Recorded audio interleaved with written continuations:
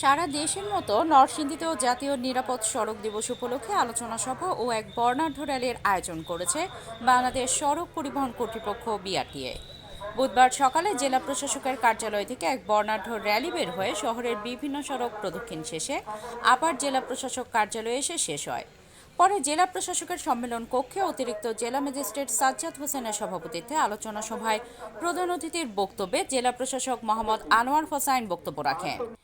প্রতিপাদ্য বিষয় হলো মানসম্মত হেলমেট ও নিরাপদ গতি কমবে জীবন ও সম্পদের ক্ষতি।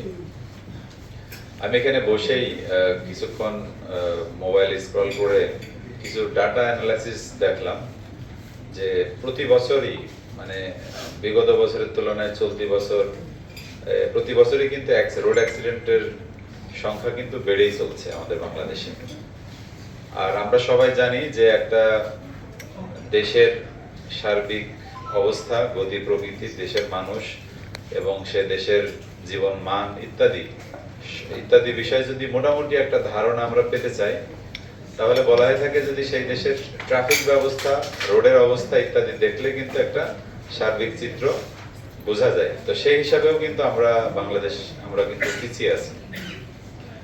তো এটার কারণও আছে, অনেকগুলো কারণ। ট্রাফিক ব্যবস্থা যদি আমরা ঠিক করতে চাই, এর সাথে অনেক কিছু কিন্তু জড়িত। যেমন রাস্তার সার্বিক পরিস্থিতি, রাস্তা যদি আপনার ভালো না হয়, রাস্তার যে পরিমাণ চওড়া হওয়ার কথা, রাস্তা খানাখন্দতে যাতে ভরে না থাকে, এগুলো কিন্তু অ্যাক্সিডেন্টের জন্য এক একটা নিয়ামক। কারণ যে রাস্তা দিয়ে গাড়িটা চলবে, সেই রাস্তা যদি ভাঙাচোরা হয়, তাহলে কিন্তু অ্যাক্সিডেন্টের পরিমাণ বাড়ে। তো সেটা কিন্তু আমরা দেখি যে আমাদের দেশের রাস্তাঘাট কিন্তু এখন পর্যন্ত ওই মানে পৌঁছায়নি যে মানে গেলে অ্যাক্সিডেন্টের হার কমবে। কারণ আমরা খেয়াল করি যে সমস্ত রোডগুলা ডিভাইডার আছে, 4 লেন 6 লেন যে রাস্তাগুলো হয়েছে, সেখানে কিন্তু অ্যাক্সিডেন্টের হার কিন্তু কমে গেছে। অন দ্য আদার হ্যান্ড, যেখানে এখনো সিঙ্গেল লাইনে গাড়ি চলে, ডিভাইডার নাই, সেই সমস্ত রোডে কিন্তু অ্যাক্সিডেন্টের হারও বেশি। একই সাথে চালকদের দায়িত্ব আছে, তারপর পথচারীদেরও দায়িত্ব আছে। বিশেষ করে মোটরসাইকেল চালকদের, আমাদের দেশে যে পরিমাণ অ্যাক্সিডেন্ট টোটাল হয়, তার প্রায় মোর দেন 30% অ্যাক্সিডেন্ট কিন্তু মোটরসাইকেলে হয়। তো মোটরসাইকেল তো একটা